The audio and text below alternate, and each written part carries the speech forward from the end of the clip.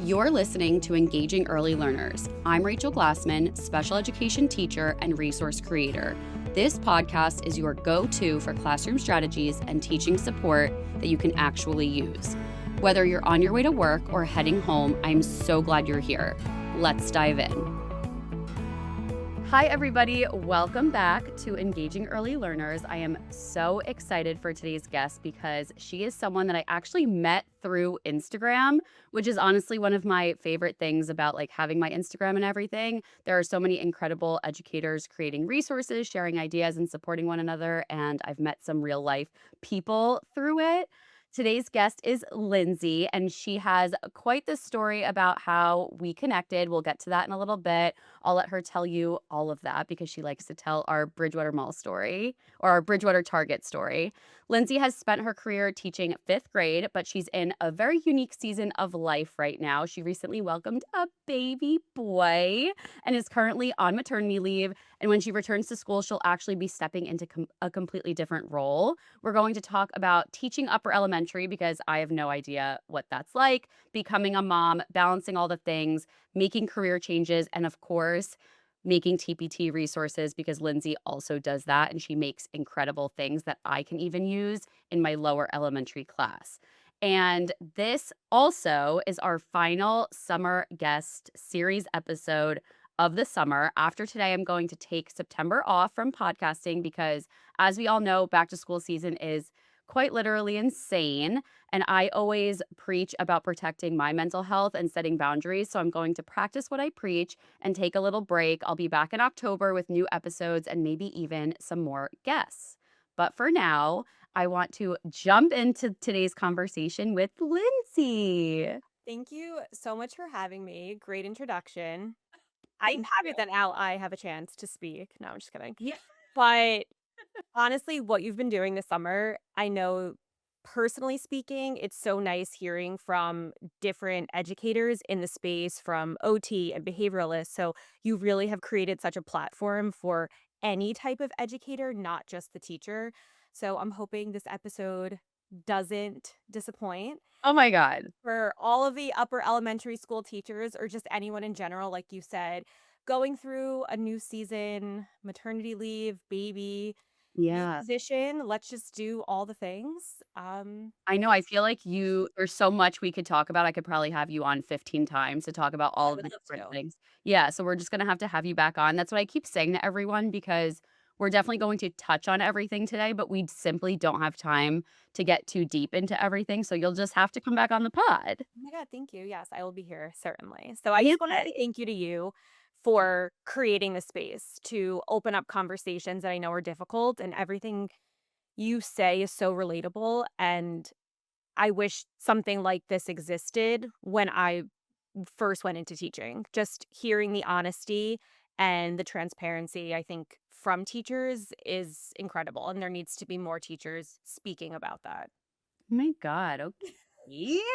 Well, that wasn't planned. You weren't supposed to do that, but thank you. I appreciate it. I really, really like doing this. This does not feel like work to me. It does not feel stressful. It's so fun and easy. And you guys are all my friends. And even if eventually I bring on people that I'm not necessarily friends with, we're all part of the same community of teachers and educators. And it's just so fun to hear about I don't know, everyone's different experiences, and even talking to friends who I've been friends with for years, I hear things I didn't know, and it just makes it so fun.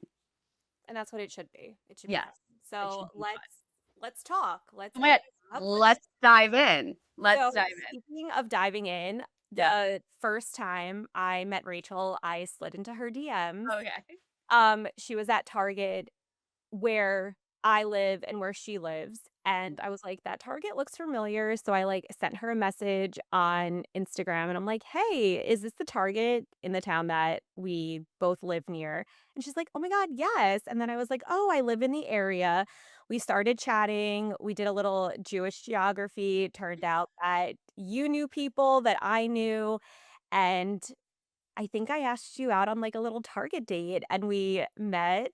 I was so nervous and we just connected, whether it was over teaching, family things, having sisters. We just felt like we had known each other for a really long time. Yeah. And I think we've been friends 6, 7 years, 6, 7 or I feel doing that. I've been out of the classroom. I don't even know if that's a thing anymore. no, it But like is. Wait, I okay. think it was 2020 because you were, like, about to get married. Right. I Okay. mean, we got so close so fast. Right. My sister and I went over to Lindsay's house when they got their, like, wedding cake testing Yes. kit and, like, because obviously they, like, only had, like, a little bit and, like, tasted the little bits, and they were like, "We just have all this cake left." Me and my sister were like, "We're coming!" Yeah, yeah. So that was our origin story of how we met. I made the first move and here we are now. And it's just I love seeing all of your growth also through everything and seeing how you've put yourself out there. I've watched you grow Yeah. up and Oh my god. I mean, talk about watching grow up. I mean, I watched you get married. yeah, Now I'm watching you with a baby, like a whole baby. a whole baby. A whole baby, you're a whole mommy, and now you are moving. You Yes. guys got a house. I mean, just so many exciting things, so I don't know. I love our friendship. I love watching you also and, like, being a part of your little family, and you're a part of ours. So, every time I see Lindsay, my mom, like, needs to be there. She gets jealous, and now she, like, wants to basically kidnap Lindsay's baby because she's obsessed with the baby. We are It's just accepting applications for anyone to watch him for the time being because my plate is full. And I think through everything, I've learned to ask for help, but also accept it. And I think yeah. part of being a teacher, we are so used to wanting to help kids, wanting to help other teachers that it's hard for us to accept help. Oh my god, we know that's so hard for us. Right, and I'm realizing, like, I can't do everything. Even though I'm capable of it, there's only so much of me that I'm able to give, and I think just to kind of, like, transition where this whole new position came into, I've realized that I have given myself to I was trying to think how many students I've taught over the years. I think hundreds at this point. Yeah.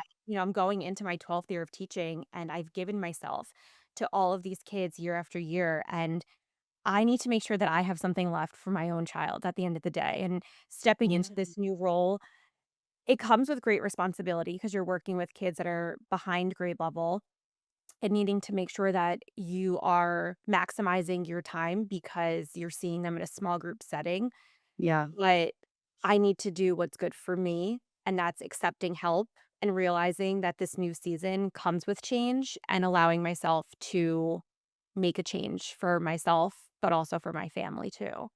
Yeah. So, it's been a lot for sure. So again, if anyone wants to come over, hold a baby, unpack a box, please let me know. Me. I I've need the texted help. multiple times, that's all I Yeah. want are baby squeezes, and every time you're busy because you're always busy, you're always on the go, mom Always on. life is crazy, Yes. but we will make the time.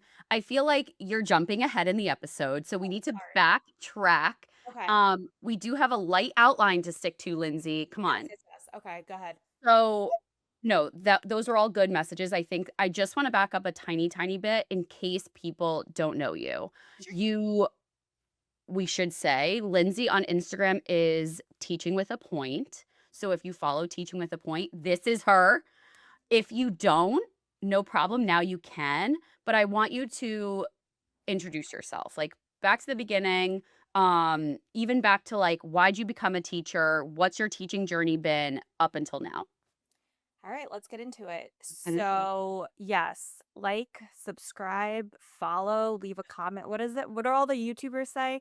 But as I mentioned, I'm going into my 12th year of teaching. I'll yeah, be going back in January because I am on maternity leave.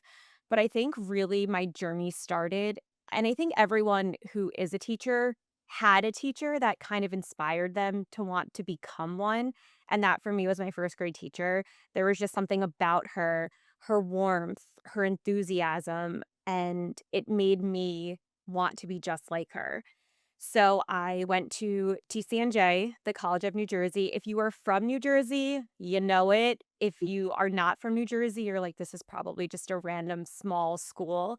But they are very well known for their teaching program, and knowing that I wanted to become a teacher, I wanted to go there. So I went to TCNJ, graduated, and I got a job right out of school when I feel teaching was still very competitive to get a Yeah. job. I was at that district for 5 years, and I realized I wasn't feeling the same enthusiasm that I felt when I started. What were you teaching there? I was teaching 4th grade, so always upper elementary. I did a practicum, my student teaching in 1st grade and in 2nd grade, and as much as I love the cooperating teacher, I just didn't love the little ones. And Yeah. I think that's part of it is finding out where your niche is and where you're able to connect to students, because if you're in a grade that you can't find your rhythm and you can't find how to connect with the students, it's going to be very challenging and difficult. Yeah. So, through student teaching, I realized no, older kids is where I want to be. That's where I thrive. So, I accepted a job teaching 4th grade, and I made so many friends at my school. I loved it. And then I started to realize the things that I needed, they weren't able to give me resources, support, being able to give students more services that I know that they needed. And every child deserves a great teacher, but I could only be a great teacher to a certain capacity because those resources were not there. And I forget who said it, but it stuck with me. It was if you don't go, you don't grow. And I realized I needed to make a choice. Do I stay Yes. here for the friends that I made, or do I stay here and not be happy with my job and my surroundings? And any Yeah. teacher knows you can't be your best self when you're not in a place to be able to provide and give your students those things that you need as a teacher. Yeah. So I made the decision around COVID time. I started to get the itch to want to leave. And told myself if I'm leaving, I need to go to a place where I feel supported, they have the resources. And I did. I made the jump. I left. I finished out the year, but in September of 2020, I started virtually. Didn't meet anyone, didn't meet my students because everything was still in the computer, teaching 5th grade. And I am beyond happy with the switch. And if anyone is looking to switch, take this as a sign to leave because there's a reason why you want to go. And Yeah. you need to do that. You need to do that for yourself because you deserve better. So that kind of brought me up to this point now. Always upper elementary. I was in this current role for 6 years, and now I'm making that switch to a new position, which is an academic strategy support interventionist. Long title, but essentially I'll be working with students in a small group setting, as well as supporting teachers with different strategies to meet the needs of their students. And I think we should probably mention you work in a school that's only 5th grade, Yes. which I feel like around here is not super Oh, common. And we've talked about we live around each other, so, like, I know where you are, and I feel like that doesn't happen often. So Lindsay works in a school in her district that is just 5th grade. Like, how do the schools work? so there are 5 different elementary schools, K through 4.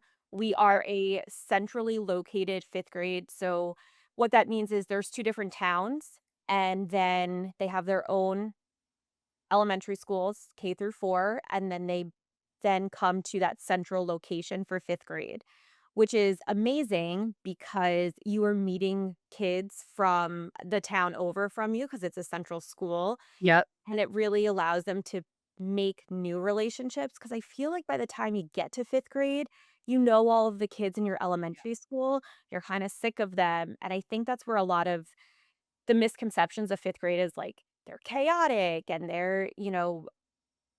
the hormones are going. I think they're just bored. They've been in the same school for so many Yeah. years, they need a change, and the school that I work in allows that to happen. We make our own rules. There's no one else in the school besides 5th graders, so we kinda get to say what happens on a day-to-day basis, and the kids love it. They're meeting new people, Amazing. there's independence, I Yeah. think sometimes when you put fifth graders in the same hallway as kindergartners, they don't know their size and their space. It doesn't Yeah. happen here. Everyone's, essentially the same size, the same age.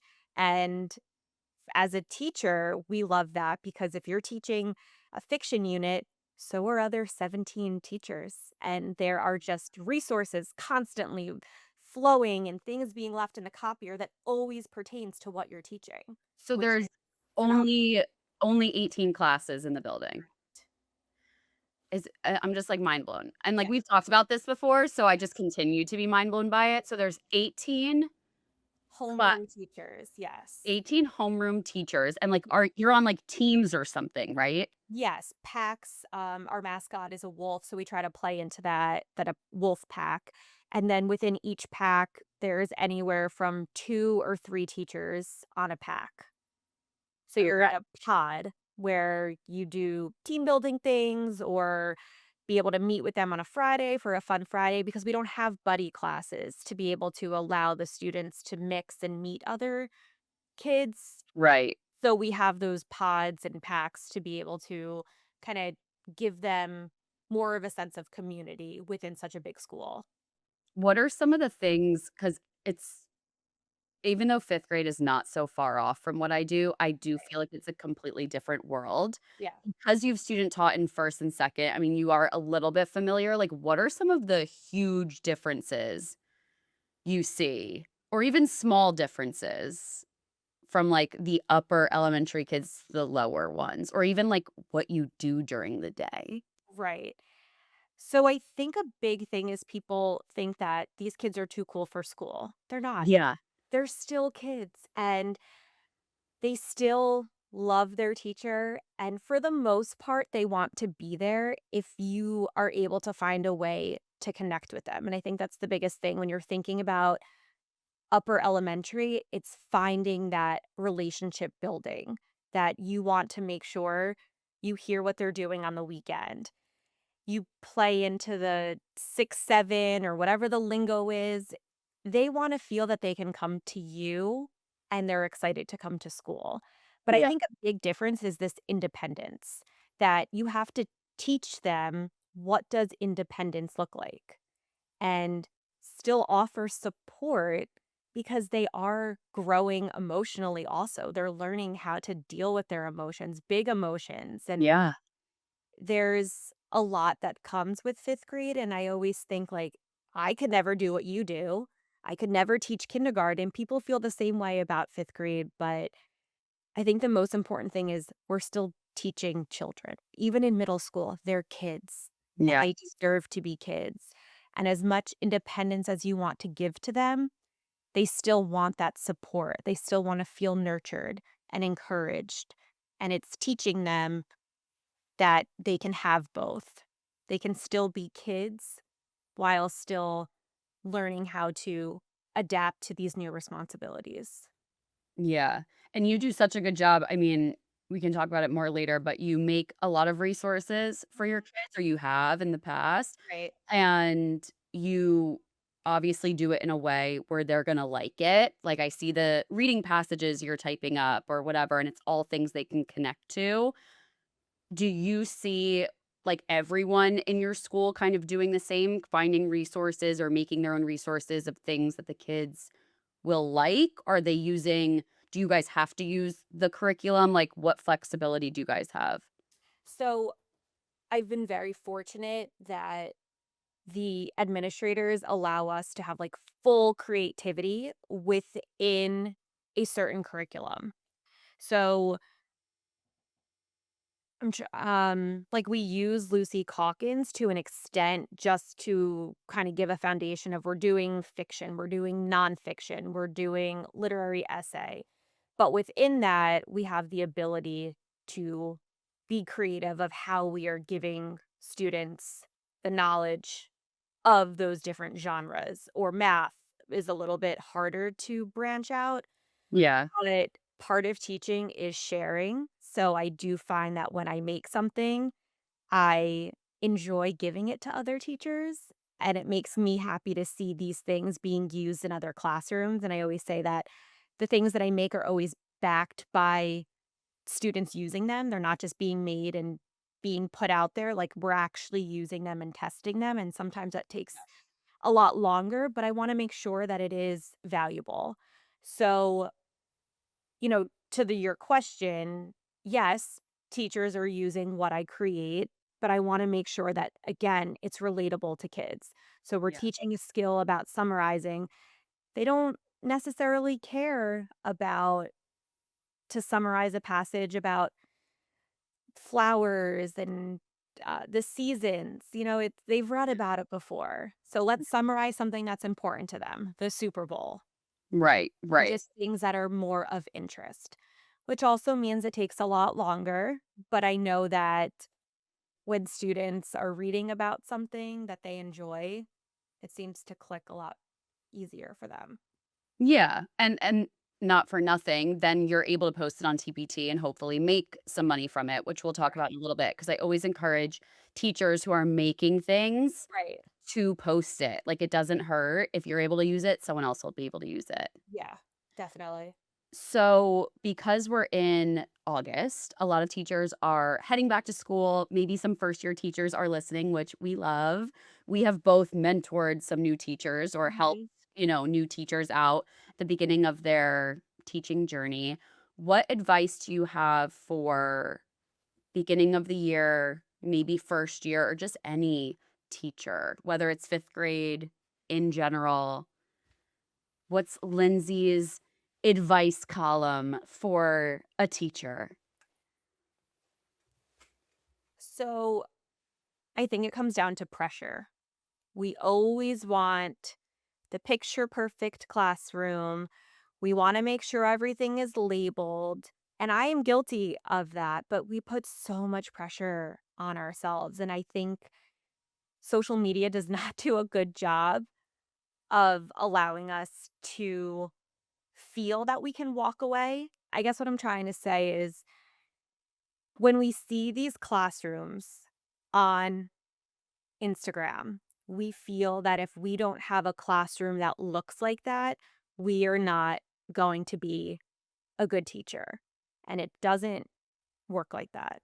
Being Yeah, a good teacher has nothing to do with having a beautiful classroom or having the most perfect resources. It comes from like your heart and you wanting to be there and show up for your kids. And I think teachers, especially new teachers, put so much pressure on themselves to try to do it all. You yeah, don't have to stay late every single night or answer every email immediately. You can't make every lesson 100% engaging, and I will say it. Like, sometimes you just gotta teach from the book and let it be that. Not every lesson is going to be cutting and gluing and task cards. It's not realistic. Can't always create something new. You need a teacher, and you need to be the teacher to be present, not a teacher who is completely depleted. And I think my advice is you're allowed to have a life outside of your classroom. And I am just starting to realize that being in this new season, my life is not school. My world is not school. I love it, but it cannot be because if it is my world, it depletes me and I can't be there for my family or be the best teacher if I am constantly giving my all at maximum capacity. And I think that's just the reality of it. yeah, and I think we say that, right? And, like, we now could give that advice because we know that, but I think we also can empathize with those new teachers that are going to feel the pressure and put the pressure on themselves. Those first couple years, they're going to stay until, the sun is down. I think I don't it's just hard. It's just really, really hard, and that's it. So if you're having trouble setting those boundaries and not feeling that pressure right now, that's also normal because we all went through it. I mean, Lindsay's in you're going into your 12th year of teaching, and you just said you're kind of just learning that now that you've had a baby. Like, it's so hard because we all love what we do so much and we care so much. So it's also okay if you're struggling with all of that. Yeah, and I think what happens is you set an expectation for yourself, and that was my biggest problem is I set a bar for myself, and every year I try to exceed that, and then burnout happens. And Yeah. I feel like now I don't know if it's just more obvious because of so many teacher Instagram accounts, but there are so many more teachers leaving teaching, I think because of that.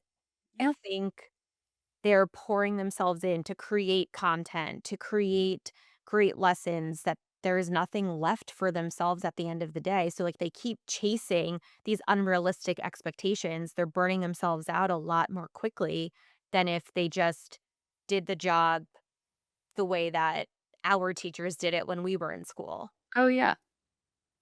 We just So trying to do it all. We're trying to maximize 24 hours in a day, and it's just, you can't. no, there's only 24. And a lot of those you're sleeping. So, Thank God. Thank God. I love my sleep. So before we get off of talking about 5th grade, I wanna ask you some fun questions, just some yeah, let's quick do it. fun questions. What is one classroom resource you can't live without? And I know to choose one for you could be hard, but what is one? So, apologies if I butcher this, but one resource is from Letters from Mikkel, and it is a nonfiction text features surgery.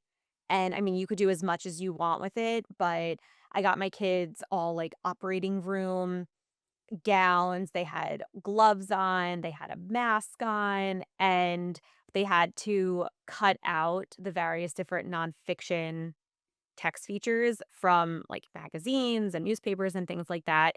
And they had to perform surgery. And then they took those nonfiction text features and put them into different operating rooms, which were anchor chart paper.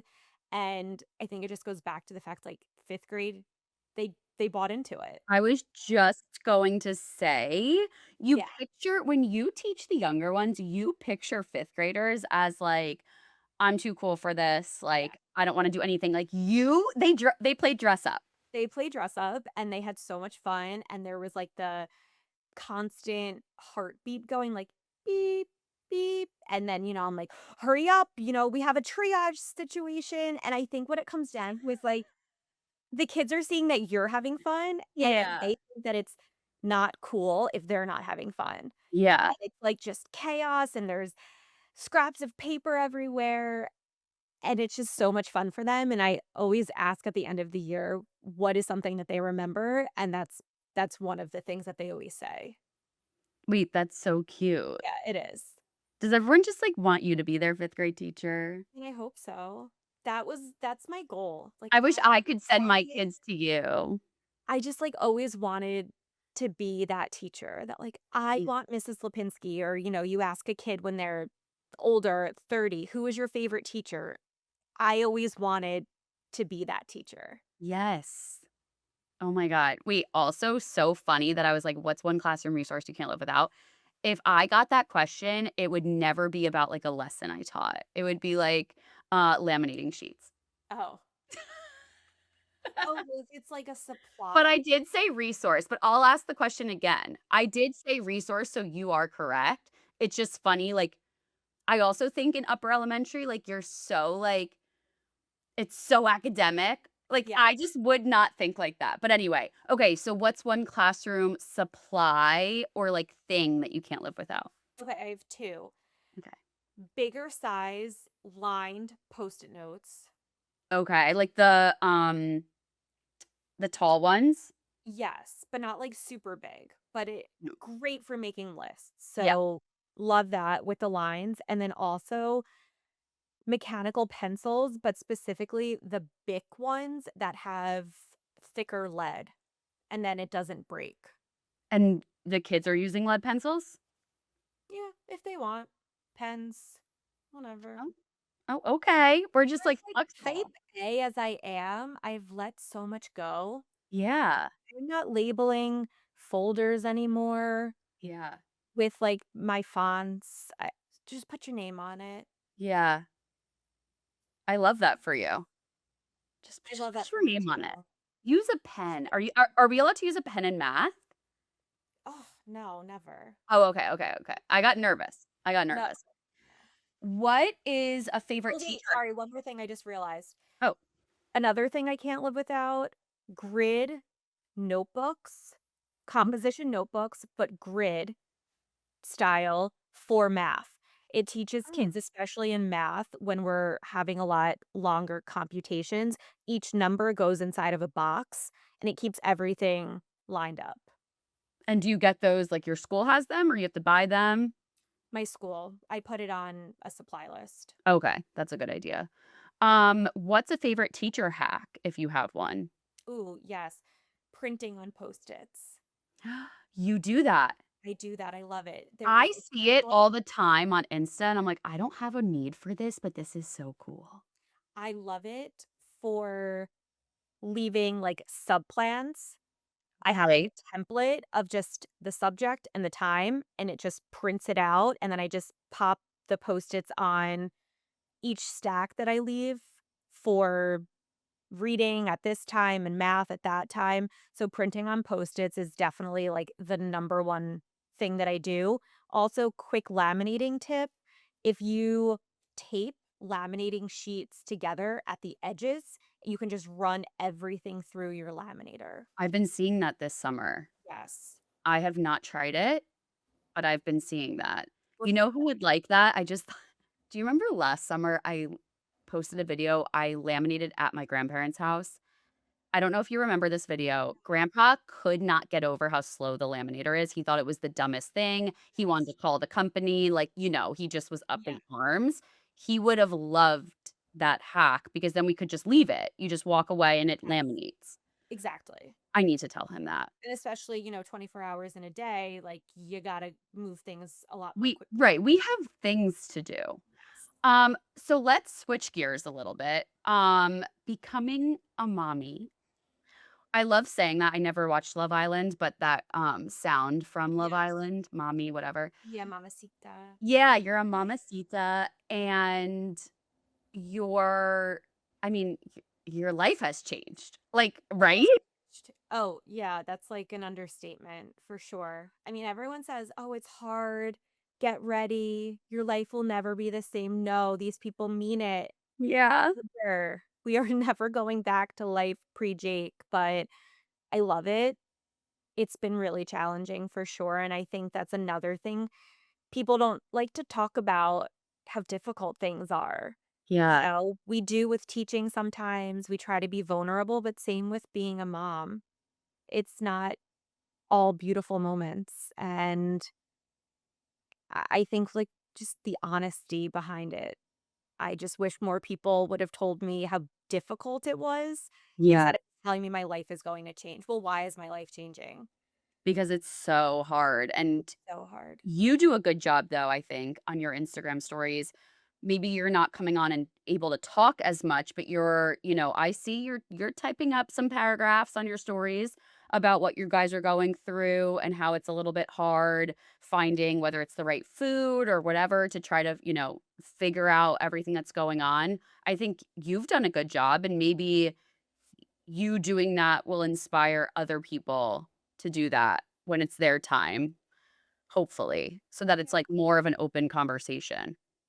I hope so. I mean, I think with anything, you try to be relatable, whether it is teaching or being a mom, whatever season you're in, going through a breakup, but you don't wanna scare people. You don't Yeah, wanna scare people into becoming a teacher or scare people into becoming a mom, but you just yeah, wanna be honest and, like, let them know that if you were feeling a certain type of way, if you're feeling resentment, or if you're feeling, "Did I make the right choice in teaching?" In a relationship, like, those thoughts are okay to have. And yeah, I think when you don't know if other people are having them, you question, like, "Is this normal?" And I think that's, like, such a hard thing is just being honest, because when you know that other people are feeling the same way, and once I started being honest about the struggles and difficulties that I was having, the amount of DMs I got, other oh, I'm people sure. feeling the way, oh my god. I'm like, "Well, then why did no one else share about this?" Right. It's like when I finally opened up about leaving my school or having to switch schools mid-year, and I finally posted about it, the amount of people I have never had to answer so many DMs in my Instagram life. Yeah.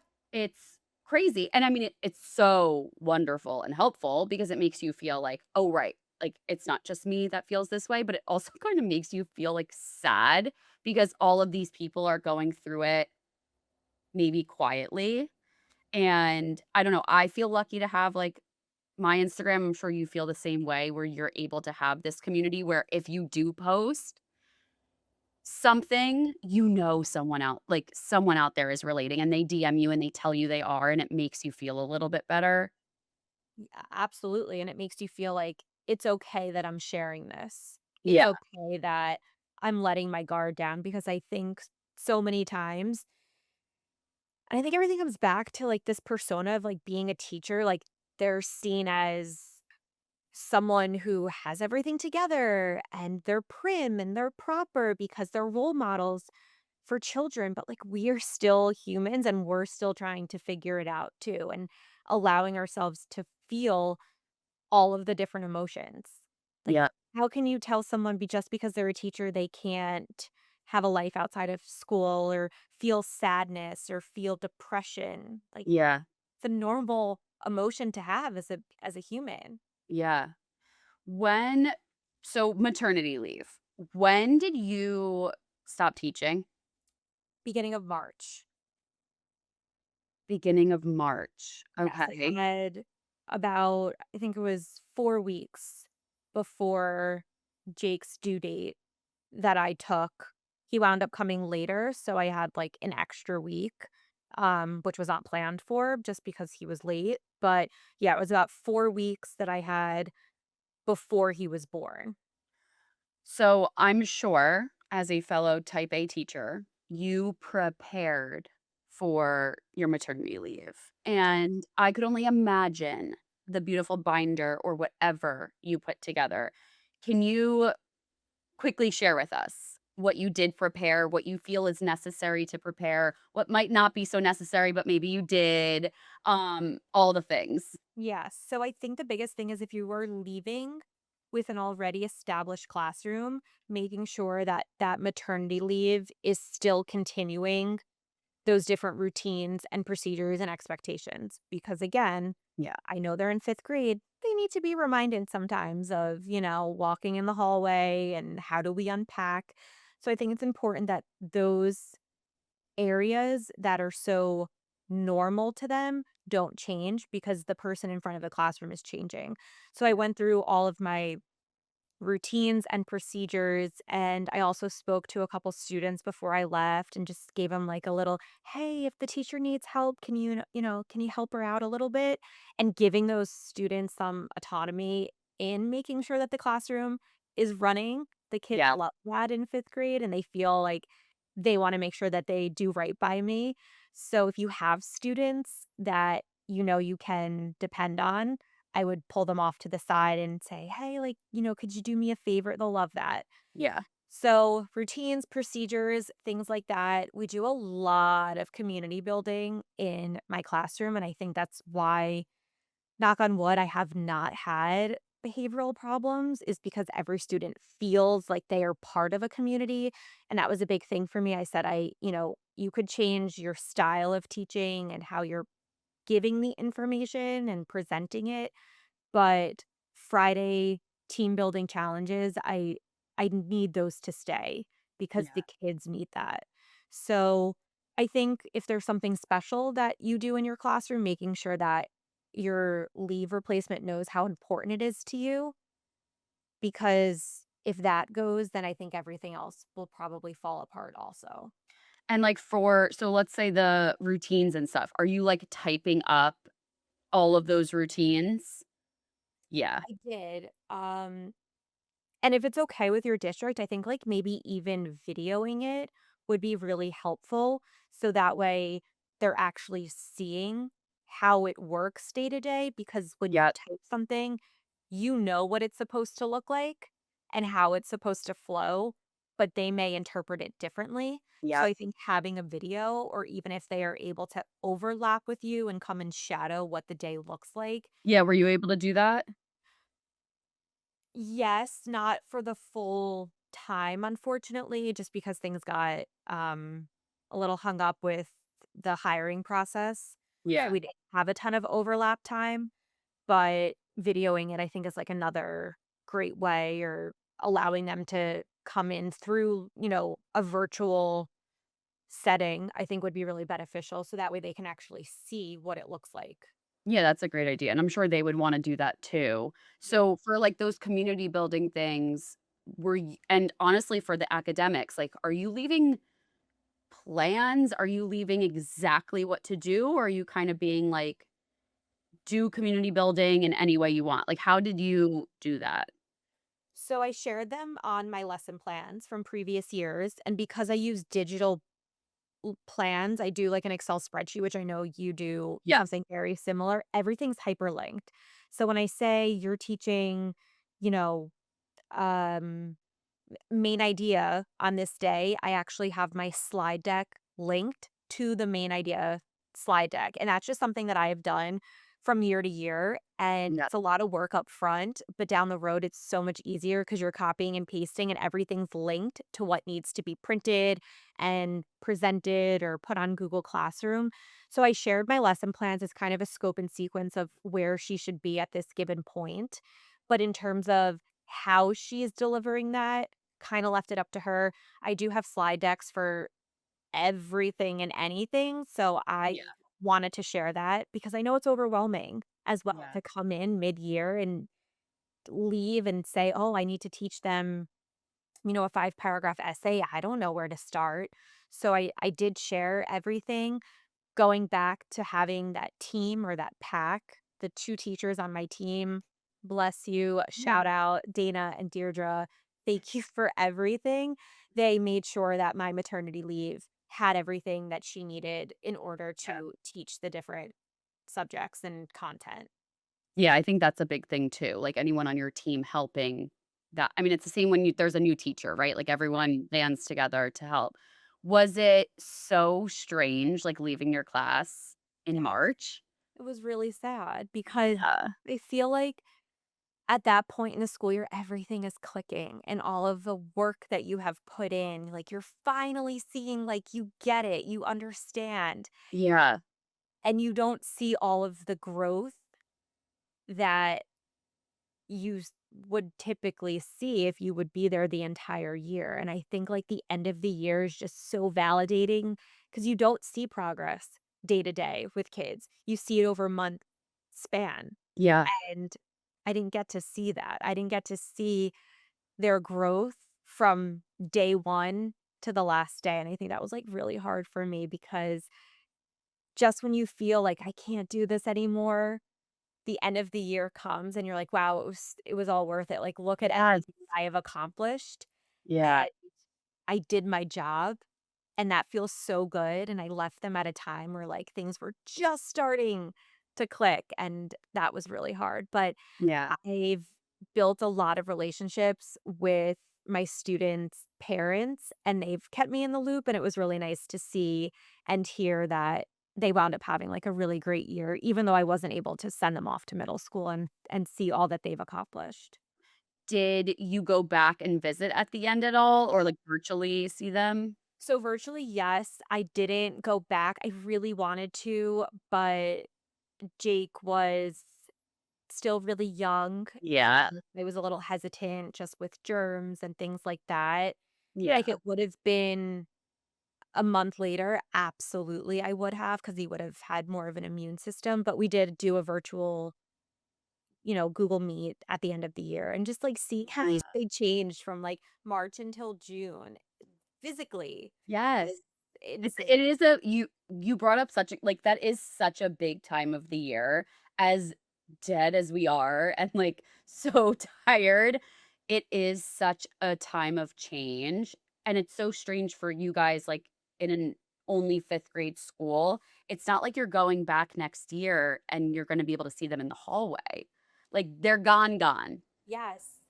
And, like, Yeah, you made connections, like, yeah. you will like, I saw you posted, you actually got to see one of your students, like, you will Mhm. hopefully be in touch, but, like, they're not gonna come visit your room. No, and I think that was, like, such a hard thing about moving to this new setting, and especially Yeah. 5th grade is, like, it's a revolving door. You have Yes. kids coming in and coming out, which is really difficult when you build those relationships, but for some kids that you may struggle with, again, it's a revolving door, so, like, it's just temporary. Yes. Wow. That is, like I don't know, that's so strange. I've It never experienced that. But when the kids come back and visit, it's, like, such a gratifying feeling because 'cause Yeah. they're coming from middle school and they have so many other cool things to do, but, like, having them want to stop by and see you is just, like, such a Do they, like, email you in middle school and, like, tell you they how do. they're doing? Yes, and then, like or they find me on Instagram and they Oh, try love that. to DM me, and I'm like, That wasn't me, it was my twin sister. That was the running Joke. story. Yeah. Yeah, Do that I tell. you have kids during the year that find you? Yes, it's becoming more prevalent now that they're finding me Okay. because everything's copyrighted at the bottom, and I think they kept seeing Oh, things your worksheets. over and over and over. Oh, they are on to Yeah, you teaching with a they're point. very savvy, and I'm like, "That's not me, that's my twin sister." Oh my god. So some of them just, like, play into the joke, they're like, "Yeah, you're twin," and Right. others, I think, really think I might have a twin sister. Okay. I mean, you have a sister, but not a I twin. do, not a twin. So, you're going back in January, Yes. which I feel like that's a pretty I mean, nothing's enough time, I'm sure, but, like, that's a pretty long time. I don't know, like, what do maternity leaves even normally look like? Like, I feel like that's a good amount of time. It is. I'm very lucky and very fortunate that I was able to take so much time to be able to be home with Jake. I think every leave looks different. I think every home situation looks different as well. Some That people need to go back a lot sooner. Some people are able to take a year to 2 years off to stay home during, those really early time with their child. yeah, Yeah. So I was out from March until January. that's awesome, and then when you go back, what's Jake gonna be up to?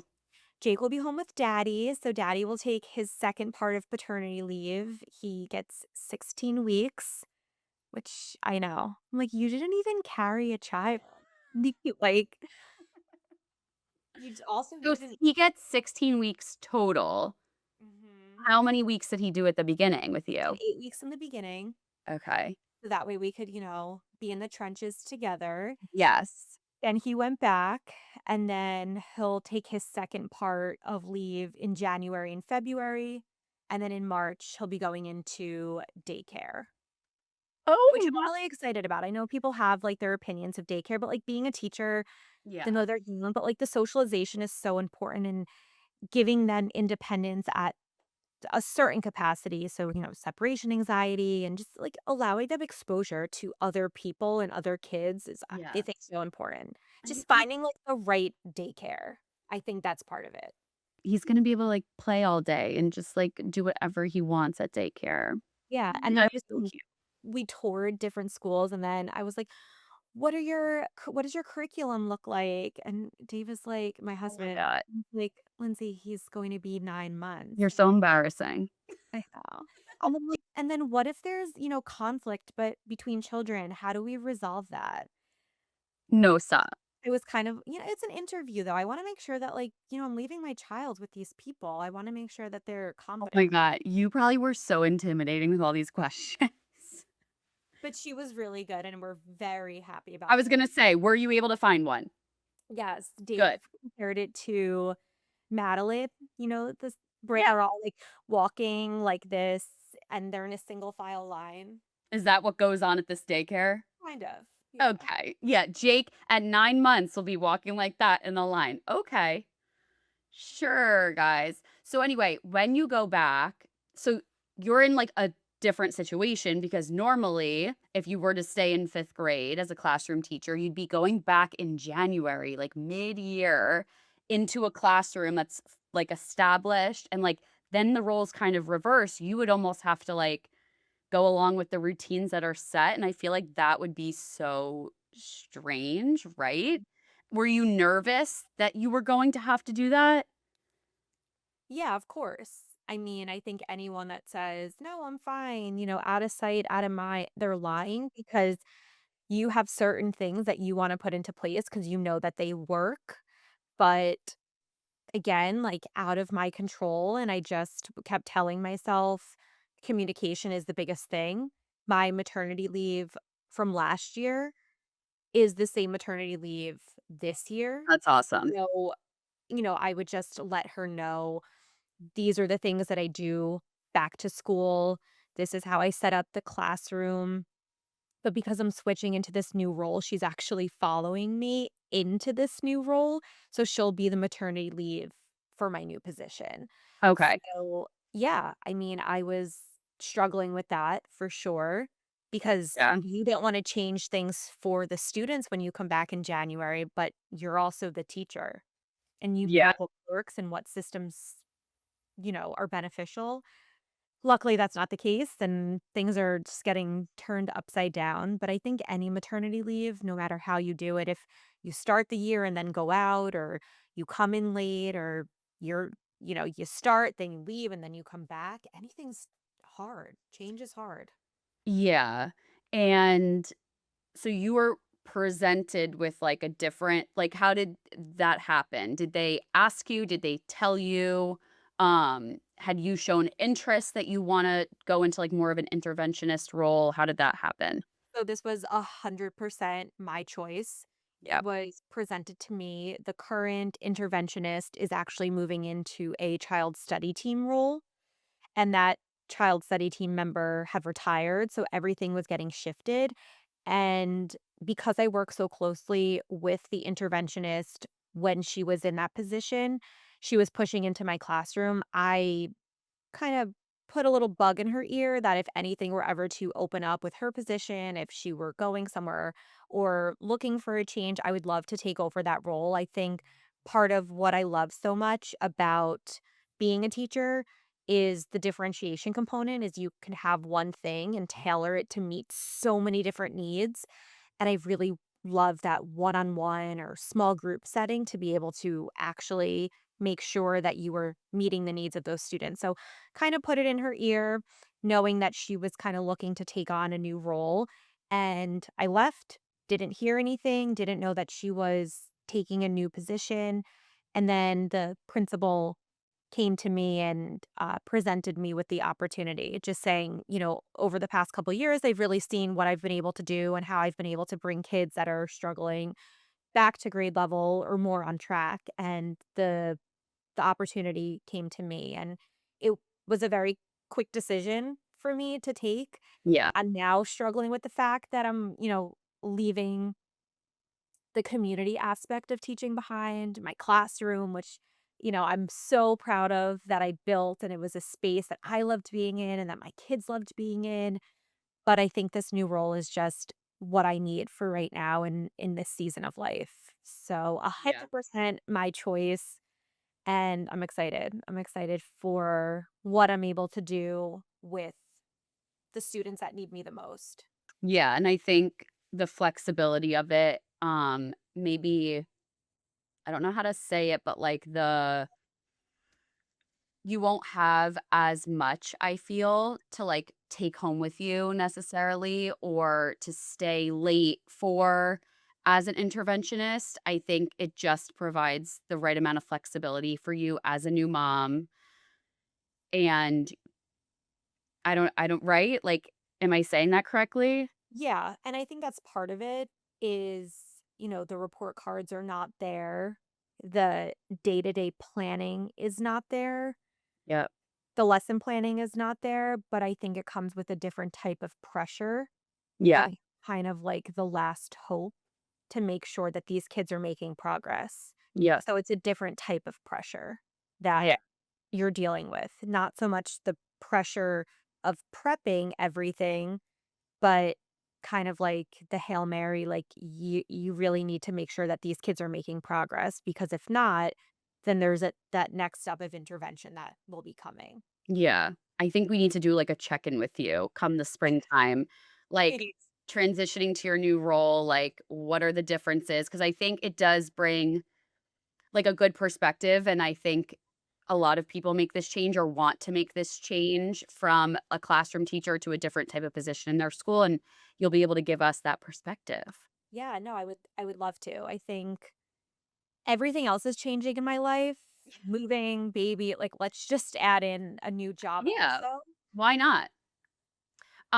So the last thing I wanna talk to you about before we are done here is your teacher business and your TPT. And like I said before, hopefully we can encourage some people to join us on our TPT journey. What made you start creating resources and putting them on Teachers Pay Teachers? So I was teaching 4th grade at the time, and the TPT space looked a lot different 12 years ago than it does now. And I was looking for, the fun bulletin boards, the craftivity. Are they still calling them that? Yeah. Yeah. The craftivities of, we're learning fractions, but I wanted something cute and fun and manipulative instead of just a worksheet. And like none of that existed. Yep. There was like a couple sellers that I would always go to, but because they didn't live in New Jersey, the standards didn't match, or what Yep. they were teaching at, the beginning of the year was different than what I was teaching. I just could never find what I was looking for. So I was making everything. And someone who was on TPT from my previous school, she was a seller, said, "Why don't you sell these things?" I'm like, "No one's going to buy it." And she's like, "You would be surprised. You are sharing it with people in our school at the 4th grade level. They're using it. Why would you think that no one would buy it?" I Yeah. said, "You think?" She's like, "Just do it. Just, like, put up 1 or 2 things, see how it goes." And I just started getting more and more interest of, "Oh, are you going to be posting things for percentages? Or are you going to be posting things for, your book club unit?" And I realized that there is a a big portion of teachers that TPT was missing, and it was at Yeah. upper elementary. And once COVID started, because a lot of my things were already digital that I was selling, there was an influx of teachers that had found my store. They were looking for ways to be able to connect with their students still, and many of those were the team building games that I had posted, the house challenges, and that's kind of what made headway, was a Yeah. lot of those games to be able to still have those relationships over a computer. And it just kind of started with, I couldn't find what I was looking for. I made it. I started selling it, and now it's it's so much fun for me to create, and that's part of what I love about teaching Yeah. is that creation part, and being able to think of something in your head at 2 a.m. in the morning, make it happen, and then you realize like, wow, this is what my kids needed in order to make concepts click. Yeah. And I hope to be able to pick up the way that I was doing it before. It's just been really, really challenging. And Yeah. I have so many ideas and so many lists that I've made of where I want to take teaching with a point. It's just really hard to take it there right now. So if anyone follows me and, realizes that I'm not posting as much or I haven't been creating, I'm well aware. It's just trying to manage it all. So it's coming back Eventually. eventually. And I I hope mean, everyone sticks around for it. Y everyone will. I mean, I even get your emails. Obviously, I sign up for your emails, and I get your freebies, and I'm able to use a bunch of your stuff, and I teach K-1 too. So, anyone following should definitely or anyone listening should definitely go follow Lindsay and go check out her stuff because she has lots of great stuff. She also posts lots of relatable things. Um, I also wanted to mention what were you just saying that made me think of something? Oh, how you're kind of taking a break from creating. The cool thing about TPT, and this is like my plug for people to post their stuff on TPT, once you post it, you can make money on it. So, although Lindsay is not actively posting new things right now, she's able to still get that income from TPT because all of her resources that she has on there are making money because they're just sitting on TPT. People are actively searching them, especially during August, that back to school Mhm. time. Lindsay and I know people are on Teachers Pay Teachers a lot during the month of August and September. But I think if you're debating posting your stuff, like Lindsay said, someone else out there needs it. If you need it, someone else does. Right. And then what's the downside? It sits there and it can make you money. Like, how amazing, and as teachers, we need that. So, I don't know. If you've been thinking about it, you should do it. But you should definitely, like, do a podcast episode about maybe, like, getting started Yeah. and how to start. Girl, it's on the list. Oh, we love a list. I'll bring you in on that. I gotta get, like, Lucy from the Alternative Way to Yes. Pre-K. Her and I always talked about, like, wanting to make a course about helping people get started on TPT because it feels so hard at the beginning, but then once you get started, like, oh, I just think everyone should post their stuff because I think if you are sitting on things you've made, someone else can use it. I can't say it enough. Yeah, no, I Um, agree. I just you gotta find your niche of, like, what brings you joy to create. Because I think, like, that's a lot of it also is yeah, people do it as a job, and then maybe they're not realizing, like, the benefit of what they're making is may not actually be needed. So when you yeah, find something that you enjoy creating and you're putting a lot of time and energy and effort, it definitely shows with that. totally. So before we sign off, remind everyone where can they find you on Instagram? Instagram at Teaching with a Point, as well as on Teachers Pay Teachers as well.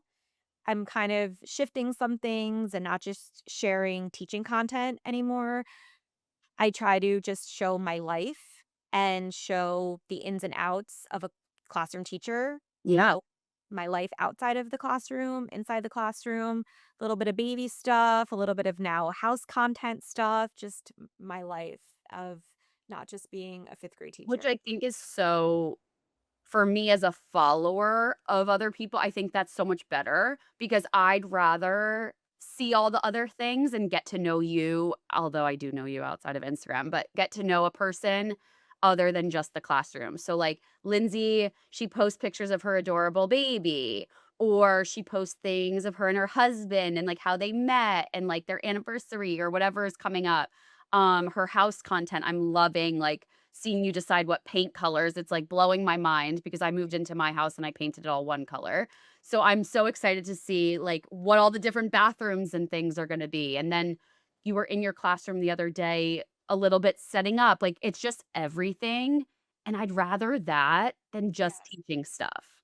I mean, the truth is everyone is nosy. Everyone wants to know what True. everyone is doing, what things look like, and I feel like this it's like just taboo of being a teacher and you don't have a life outside of work. And I just want to kind of make that myth just go away because Yeah. we are people and we deserve to kind of share what a life looks like. And people are so fascinated by it too. Like, do you ever feel when you tell people like, "Oh, I'm a teacher," they're like, "You are?" Like, "Oh my Yeah. gosh." And they think that you are just this Superhero. yeah. And we are. But also I like love that. I love that for us. I find that people just find it so fascinating Yeah. that when you tell them that you're a teacher, the immediate response is, "Oh, that's so cute." Yeah. Or Wow, you're good for telling people you. when they say, like, they're in finance, like, "Oh, that's so So cute, cute. Wow. Wow. and you know how to count money because of us." Wait, that's actually so or like any job, like, you know how to do what you do because of us teachers, so you're welcome. What can you think is like this, right? I don't know, is that what the children are the good thing about K-1 too, they sometimes, like, don't know about those things, so I get to steer clear of, like also was in the clear of the 6-7 thing for an entire year while it was happening, my kids did not know, and then at the tail end, they started saying it, and I was like, "Nope, we're not doing that." Right. Well, I tell my 5th graders when it gets to kindergarten, I'm like, kindergartners are doing that, and then they're like, "Ooh, Oh, this is not cool. not cool." That's so funny. All right. Well, Lindsay, thank you so much for coming on today. I feel like we actually could have talked for hours. I think Oh, that this conversation always is going to resonate with so many teachers, whether they're teaching upper elementary, becoming parents, or considering a career change, or just looking for some amazing classroom resources that Lindsay makes. And thank you to everyone who has listened to this summer guest series. I have truly loved bringing on all of my friends who are also educators, and they're in so many different roles and seasons of their life, and being able to talk to them and share my friends with you guys. I've loved this so much. As I mentioned at the beginning of the episode, I am taking the month of September off from podcasting. Back to school time is just too much, and we're going to set that boundary. So I'm taking my own advice and I will give myself a little break. I'll be back in October with new episodes and hopefully some more guests. In the meantime, make sure you're following me over on Instagram so you don't miss anything. Definitely go check out Lindsay at Teaching with a Point. I will have all of her information linked below. Thank you so much for listening, guys. Thank you so much for being a part of the summer guest series, and I will see you in October with another episode of Engaging Early Learners. Bye. Good luck, everyone. Have a great back to school season. Yes.